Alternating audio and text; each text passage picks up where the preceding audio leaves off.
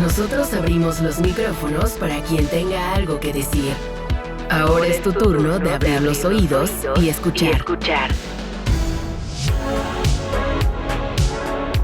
Rosa, primero que nada, muchísimas gracias por regalarnos estos minutos. No sabes lo feliz que me hace poder conectarme. Por lo pronto sí, virtualmente contigo, pero es que vaya conexión hemos establecido. Yo creo que todos los lectores de esta joya que tengo ahorita aquí en mis manos. De verdad, qué gusto poder platicar así ya cara a cara sobre una serie de divagaciones hermosas, y de verdad lo digo en el mejor sentido de la palabra, porque nos llevas de un lado a otro, y quisiera comenzar desmenuzando un poquito esta parte tuya que nos muestras aquí.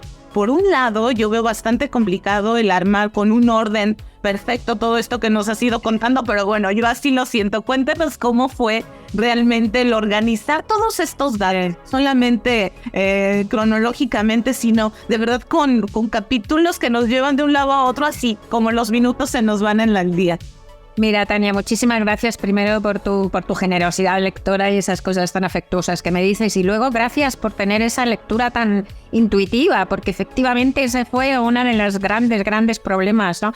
A mí cuando tú no escoges los libros que haces, sino que los libros te escogen a ti. Entonces yo hace como cosa de, pues yo qué sé, 4 o 5 años, recibí una especie de telegrama mental que venía de mi inconsciente diciendo: vas a hacer un libro sobre creación y locura, que es un tema que me ha interesado toda la vida y que he estado retumbando por ahí, ¿no? ¿Por qué me dedico a escribir? Que es absurdo sentarte en una esquina de tu casa durante meses a inventar mentiras. ¿Por qué he sentido siempre que mi cabeza funcionaba distinto? ¿Por qué he tenido ataques de pánico que he tenido de los 16 a los 30 años? ¿Qué es la salud mental? ¿A qué llamamos cordura? ¿A qué llamamos realidad? Porque para mí la realidad es algo como que se deshace, ¿no? O sea, fácil de que se cambie, que se derrumbe, ¿no? En fin, ¿a qué llamamos normalidad? Todas esas cosas, ¿no? Y entonces, cuando recibí esa especie de telegrama mental, pues lo que hice, como eran temas que siempre me habían interesado, yo llevaba leyendo sobre estos años y años, décadas. Entonces lo primero que hice fue releerme los libros que más me habían interesado de hace 40 años, de hace 30, de hace 20, son un montón. Y luego leerme un montón de libros más. Y luego, total, que estuve como 3 años leyendo, reuní una cantidad de información bestial. Tenía un montón de cuadernos, tomadas notas, un montón de cartulinas. Entonces un día dije: hasta aquí, ahora me tengo que sentar a escribir. Y extendí todo eso sobre la mesa de la cocina, que es muy grande, lo cubría todo, y me lo quedé mirando con verdadero desaliento. Es lo que tú decías, un desaliento espantoso. Dije: no voy a ser capaz de hacer un libro aquí. Porque había hecho una lista de 83 temas que quería tratar. Y eran temas cada uno de su padre y de su madre. Quiero decir que efectivamente, y dije: ¿cómo voy a ir de uno a otro? ¿Cómo voy a hacer esto? Total, que me acosté desesperada pensando que no iba a sacar ese libro, que se me han muerto 2 libros ya antes, o sea que esas cosas pasan. En uno perdí 2 años y medio de trabajo y en otro casi 2 años, ¿no? Entonces me acosté desesperada. Y al día siguiente tuve una idea genial, y eso es lo que me permitió hacerlo. Le dije: no voy a hacer este libro, no voy a intentar pensar cómo unir estos temas, no voy a hacer este libro con la razón. Lo voy a hacer exactamente igual que hago mis novelas, y es con el corazón. Cerrar los ojos, borrarte a ti misma y lanzarte ese bosque de ideas y caminar a ver si el libro me lleva, que la música del libro me lleve. Oye, Tania, me llevó. O sea, es lo alucinante de la escritura, me condujo hasta el claro del bosque, en donde conseguir respuestas suficientes para esas preguntas que andaban retumbando en mi cabeza desde que era pequeña. Con lo cual, este libro ha sido un logro intelectual y emocional grande para mí. Totalmente de acuerdo. Y además, ¿sabes qué, Rosa? Yo creo que a muchos de los lectores nos pudo haber pasado también de pronto encontrarnos con respuestas, datos que no sabíamos que estábamos buscando hasta que los leímos de ti. Bueno, yo me quedé pasmada cuando descubrí cómo es que a través de una lectura como esta que nos has regalado con El peligro de estar cuerda, la ciencia incluso se puede volver tan asimilable cuando ya hemos establecido, porque así parece que establecemos un diálogo también con el escritor cuando estamos sobre un libro. Y entonces yo me sorprendí a mí misma, así pasaban las páginas y decía, ¿cómo es que ahorita está claro? Y cuando estaba en clase me parecía todo tan enredoso, pero es que esta es la magia, de verdad, hasta me está poniendo la piel chinita, porque sí hay magia de encontrarte con alguien que nunca has visto en persona, que tal vez vive a kilómetros de distancia, pero que también encuentran muchas cosas en común. Y justo uno de los puntos cruciales en este libro es esta parte de tu infancia con la cual inicia además, que era el nervio de pensar en un objeto que era, tal vez estaba compuesto de un material venenoso y ya te dabas miedo que se quedara ahí porque te podías levantar y envenenarte con ese objeto. Bueno, levantarme de noche de niña a lamerlo, dormida, sonámbula, ni era sonámbula ni nada, hace falta. Increíble, ¿no? Pero has dicho una cosa absolutamente preciosa, que es respuestas que no sabías que estábamos buscando. Qué bonito, me encanta. Efectivamente, eso es la vida, eso es la escritura. Escribir también es la búsqueda de respuestas que no sabes que buscas. Hay un pintor que ya se ha muerto, francés, que se llama Soulages, que era un pintor abstracto, y tiene una frase que me encanta, que para mí es un lema, que es eso, que dice: lo que encuentro me enseña lo que estoy buscando. Qué bonito, ¿no? Lo que encuentro me enseña lo que estoy buscando. Bueno, pues eso. Te he cortado porque ibas a preguntar algo en concreto. Está magnífico porque justo das en un punto clave. Uno no sabe eso con lo que se va a encontrar hasta que de repente te topas y dices, wow, este es el lugar a que yo quería llegar sin saber que andaba ahí. ¿Tú, bonita, de cuándo, siendo pequeña, te das cuenta que tienes esta facultad, podemos decirlo, de escapar a 1000 lugares estando inmóvil físicamente? ¿Tuviste ahí una etapa de enfermedad un poco en la infancia que te llevó al... Sí, bueno, yo ya leía de antes, es decir, estuve enferma con tuberculosis desde los 5 hasta los 9 años, no fui al colegio, pero a veces me dicen, no, bueno, pues eso te hizo escritora y tal. No es verdad, yo conozco a mucha gente que ha tenido también enfermedades en los mismos años, igual de largas, y son directores de banco, ¿no? O sea, que no tienen nada que ver. Y yo ya leía, porque mi madre me enseñó a leer en casa con 3 años y pico, y ya escribía, porque empecé a escribir con 5 años los primeros cuentos, que es bastante habitual, ¿eh? La Rowling en una entrevista dijo que su primera novela, la de Harry Potter, la había escrito con 6 años y era de un conejito que hablaba, ¿no? Y mis primeros cuentos los escribí con 5 años, eran de ratitas que hablaban, ¿no? A las 2 nos da, a todo el mundo nos da por roedores parlantes, no sé por qué. Pero bueno, en cualquier caso, te quiero decir que antes de ponerme enferma ya escribía. O sea que más bien te diría que a lo mejor la enfermedad y la escritura vinieron de un origen parecido, que esto ya sería entrar como en la psicoanálisis y no vamos a entrar, pero que a lo mejor se referían a algo anterior, ¿no? Y la verdad es que, como digo en el libro, que la primera línea es eso, siempre he sabido que había algo que no funcionaba bien dentro de mi cabeza, pues es que siempre me sentí distinta y todavía mucho más distinta cuando regresé. Yo jugaba a la escritura. La escritura para mí era un juego maravilloso, lo sigue siendo, ¿no? Un juego maravilloso. Pero cuando volví al colegio, que entonces, como era en el franquismo, los colegios estaban segregados, era de niñas, pues mi gran sorpresa fue descubrir que las otras niñas no jugaban a eso, ¿no? Yo era la única que escribía. Y ahí otra vez otro dato más para sentirme distinta, ¿entiendes? Entonces, pues bueno, pues vas construyendo hasta que te vas encontrando con los raros de tu especie, pues te sientes un poco mal. Luego ya te vas encontrando con tu manada de raros y ya entonces la vida es dulce, ¿no? Pero primero te sientes un poco desconcertada, ¿no? De por qué soy la única que hago esto o que parece que sienta esto. Porque por otro lado, yo creo, y el libro lo dice, que la normalidad no existe, que lo que es normal es ser raro, pero que lo que pasa es que desde muy pequeñitos ocultamos nuestras rarezas para defendernos. Y con razón, porque el niño que muestra que es raro muy a las claras, pues los otros niños lo pegan, ¿no? Entonces, muchas veces, esa gente que parece más normal es la más divergente. Lo que pasa es que lo oculta, ¿no? Por razones defensivas, ¿no? A mí cuando alguien llega y me dice yo es que soy muy normal, me da mucha penita, porque pienso que no se conoce, no se conoce nada. o tal vez que simplemente no ha vivido realmente como eso que nosotros llamamos vivir, eso de repente irte a otro lugar y justo entrar en estas divagaciones que yo te mencionaba hace un momento. Ahora, pero sobre todo que no se conoce de verdad. Sí, claro, solamente a través de la exploración se puede llegar a estas cuestiones y respuestas medianas o tal vez sí temporales, porque no cabe duda que conforme vamos avanzando y encontrándonos con personas, con expertos y también con nuestras propias experiencias, bueno, pues tal vez cambiemos de opinión, pero hasta un punto dado sí es importante reconocernos a nosotros mismos como esa unidad. Diferente. Como tú nos decías en el libro, todos somos diferentes, pero también somos iguales. Hasta las dos cosas son verdades, sí. Y es maravilloso. Este punto que nos mencionas de hablar sobre el entorno y hablar sobre la esencia en sí, la fisonomía de una persona, su composición química, su genética, como queramos llamarlo, es algo que finalmente nos une a todos, pero que también nos hace también diferentes. ¿Tú en qué punto también te pones a analizar dentro de todo este mar de divergencias? Pues este planteamiento que es sumamente importante, yo creo que es la base.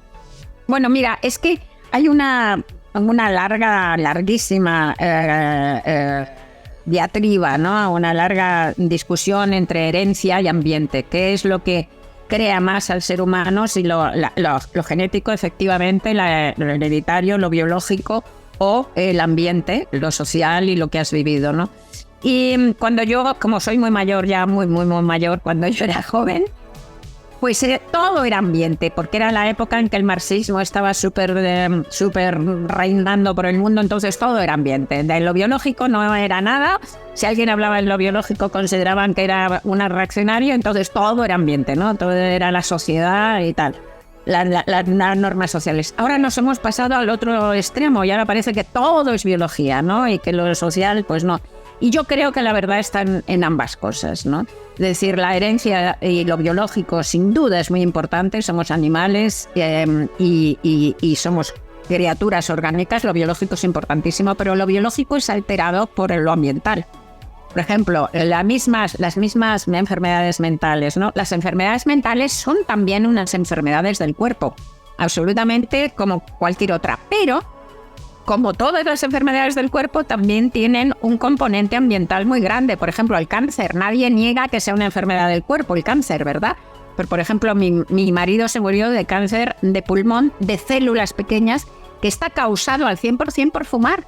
O sea que es una enfermedad del cuerpo causada por algo ambiental, ¿no? Entonces, por algo social, por un comportamiento, ¿no? Entonces, lo mismo pasa. Hay un neurobiólogo, un neurocientífico muy importante que me encanta, que se llama David Eagleman, que tiene un libro precioso que se llama Incógnito, y en ese libro dice esto, que es alucinante. Dice, durante mucho tiempo se han buscado los genes que estaban relacionados con la esquizofrenia. Y efectivamente los investigadores han encontrado unos cuantos genes, pero ninguno de esos genes es tan importante para que brote una esquizofrenia como el color de tu pasaporte, dice. ¿Por qué? Porque, lo pongo en el libro, lo habrás leído, claro, porque los emigrantes que llegan a un nuevo país en muy malas condiciones, que no son aceptados, que son despreciados, que no consiguen integrarse, en ese grupo de inmigrantes mal integrados y con pocas posibilidades vitales, se da la esquizofrenia a unos niveles mucho más elevados que en cualquier otro grupo social. Con lo cual, claro que tiene mucho que ver el entorno. Y esto además quiere decir algo muy conmovedor, que el ser humano es un animal social que necesita el apoyo social y que la falta de apoyo social, de amor, digamos, nos vuelve literalmente locos. Y eso es aterrador y conmovedor, ¿no? Al mismo tiempo. Y esto me lleva a preguntarte cómo es que crees que tu propia experiencia periodística, tantas conversaciones, tantas charlas con personas que has admirado, que te han dejado sustancia de sí mismos en ti, han llenado también tus letras, han permeado en tus obras. Mira, uno es como escritor, como escritora eres todo lo que eres. Eres tus sueños, los libros que has leído, los que te han gustado y los que no te han gustado también. Eres tu salud, por ejemplo, el tipo de salud que tengas cambia mucho la mirada sobre el mundo del escritor. Claro, si eres una enferma crónica, pues miras el mundo de otro modo. Cosas así. Todo interviene. Entonces, el hecho de haber trabajado como periodista, como yo he trabajado tantos años, y siendo, como llamamos en España, plumilla, es decir, siempre haciendo reportajes y entrevistas, pues la verdad es que eso es una vida muy bonita y es una vida que te pone en contacto con muchos mundos, que te permite conocer muchos mundos. Y no solo geográficos, que también, porque yo he viajado mucho, pero sobre todo te permite el lujo de conocer muchos mundos interiores, muchas maneras de estar frente al mundo, y eso es muy enriquecedor. Creo que es muy parecido ser periodista, la vocación del periodismo es muy parecida a la vocación de la novela en un sentido. Es un viaje al otro. Para ser buen periodista y para ser buen escritor, o mínimamente, para que puedas mínimamente moverte en esas profesiones, te tiene que interesar la gente, te tiene que gustar la gente y te tiene que interesar la gente.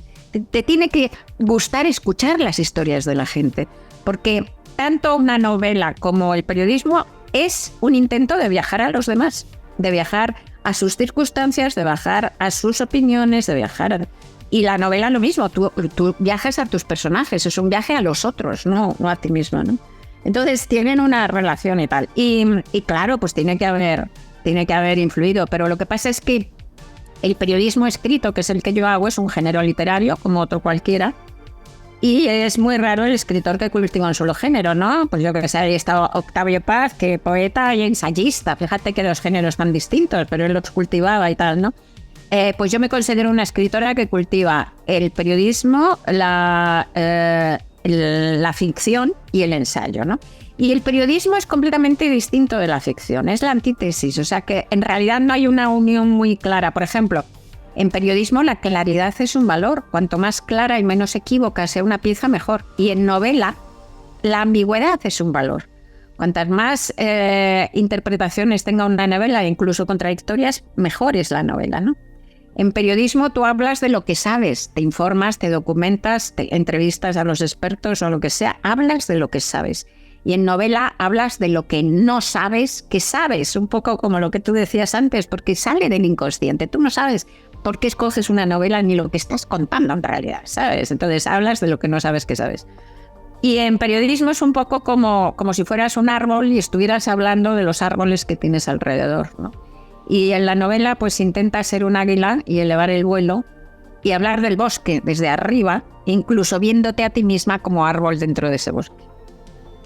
Esa es una analogía genial y justo me parece que es muy atinada cuando quienes conocemos tu trayectoria y te hemos visto por tantos años ya dejar este testimonio de alguna manera de tantas personas, de su labor, de la actividad detrás de lo que conocemos, porque eso también es el periodismo, indagar en donde no dan en lo que no se muestra, pero ha sido sumamente interesante encontrarnos con partes tuyas que tampoco sabíamos que ahí existían, pero que de alguna manera intuíamos, por eso luego te seguimos y creo que nos conectamos con tu manera de ver las cosas. En este camino has tenido, Rosa, desafíos importantes seguramente, pero de manera personal, es decir, interpersonal, has llegado con una persona que digas, de plano es una puerta cerrada, creo que aquí no se puede y de plano das la vuelta y te vas a otro sitio, o eres tan perseverante que dices hasta que salga, aquí tiene que haber algo. ¿Como periodista o como...? Sí, como periodista. Bueno, no tienes, hombre, hay gente que te gusta más y que te gusta menos, y de hecho además te diré que probablemente cuando decías antes, ¿no?, de haber hablado con tanta gente importante, probablemente la gente más interesante que he conocido en mi vida son anónimos, o sea, y los más admirables. Pero bueno, unos te gustan más y otros menos, unos dan más juego, otros menos, algunos eran muy brutos. Por ejemplo, algún deportista era tremendo. He hecho alguna vez alguna entrevista de esas que dices, es que casi no sabía contestar. y eran deportistas muy importantes, pero vamos, en general, pues toda la gente gustándome o no gustándome, pero era interesante hacer ese camino, ¿no? Ponerte ahí, o sea, porque no son caminos que te tengas que enamorar de la persona, a lo mejor te asomas y no te gusta nada, pero es interesante hacer ese camino y ver que desde qué otras esquinas de la vida puedes contemplar el mundo. Claro, y de hecho retomando esta parte de la escritura, ¿cómo saber cuáles son estos pinchazos de imaginación los que van a dar realmente un libro? Se imponen. Mira, como cuento en el libro, los novelistas, entre otras, y yo creo que todos los artistas, tenemos un cerebro sin acabar de madurar. El cerebro humano tarda muchísimo en madurar, hasta los 30 años no madura.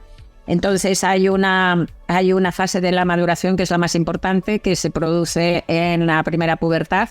Hasta entonces el cerebro del niño está hiperconectado, todas las neuronas unas con otras, las sinapsis chisporroteando, y por eso el niño tiene esa imaginación desbocada, ¿no? Los niños tienen esa imaginación tremenda, ¿no? Y en la primera pubertad, pues se produce una poda de esas sinapsis, de esas conexiones, para concentrar el cerebro en lo útil. Pues para cazar bien mamuts, para recolectar sin envenenar a la tribu, para conseguir tener una pareja y un hijo y cuidar a la prole hasta que sea grande y tal. Y todo esto está muy bien para la supervivencia en la especie. Pero resulta que hay un tanto por ciento que no se sabe muy bien, yo calculo que un 20 algo por ciento, que no pasan por esa poda, no se les poda el cerebro. Y entre esos están pues la gente con trastornos mentales y los que nos dedicamos a cosas creativas. Entonces mi cabeza es un poco como la del niño, sigue siendo como la del niño. Está todo el rato con cosas que se me ocurren que no vienen a cuento, yo no lo controlo, la cabeza va sola. Entonces estoy esperando un día en el ascensor y antes de que se abran las puertas pienso que dentro va a aparecer un cadáver enroscado en un charco de sangre. No lo veo, es que son como visiones. Y aparece porque sí, ¿no? No sirve para nada todo eso. Te cruza la cabeza y se va como un cometa a la oscuridad, ¿no? Pero de repente una de esas imágenes que aparecen en tu cabeza, de repente es que te emociona tanto, te turba tanto, te pone tan... No, es como si hubieras tenido una visión y te interesa, te turba, bueno, necesitas saber más. Y es tan grande para ti esa visión que no te cabe en el pecho, no te cabe en la cabeza y dices, yo esto tengo que contarlo, esto tengo que compartirlo. Y ahí nacen las novelas. Y no lo escoges tú, es que de repente se impone. Es que realmente llega una historia que dices, ¡guau! ¡Guau! Me acuerdo que esa que comento en el libro, que es la de la novela La Buena Suerte, la anterior novela. Pues yo iba se me ocurrió en un tren, efectivamente, en un tren de Madrid a Málaga. Y yo iba a un club de lectura y cuando se me ocurrió me emocionó tanto que llegué al club de lectura y les dije, he tenido esta idea. Y estoy tan emocionada que estoy emocionadísima porque sé que va a ser la clave de mi próxima novela. Y efectivamente, pues 3 o 4 años más tarde, estaba la novela a partir de esa idea. Oye, Rosa, ¿ya estamos trabajando en alguna otra cosa? ¿Veremos próximamente? Mira, sí, estoy terminado el primer borrador, pero es un borrador muy, muy adelantado de la última novela de Bruna Husky. Va a ser la 4ª y última novela de Bruna Husky. Estoy emocionadísima, la he escrito on fire, ardiendo. Es la mejor de las 4 de Bruna Husky. Y bueno, ahora acabo de releerla y tengo que darle el último cepillado. Y la entregaré ahora en julio y saldrá en enero o febrero. Qué emocionante y qué buenas noticias. Apenas nos estamos acabando este bocadito y ya seguiremos para el otro. Te agradecemos, de verdad no sabes cuánto desde el corazón. Esperamos verte pronto en persona. Ya te estás viendo por acá en León. Y me encantará darte un beso y un abrazo. Tania, muchas gracias. Rosa, muchísimas gracias. Chao, chao, y hasta pronto.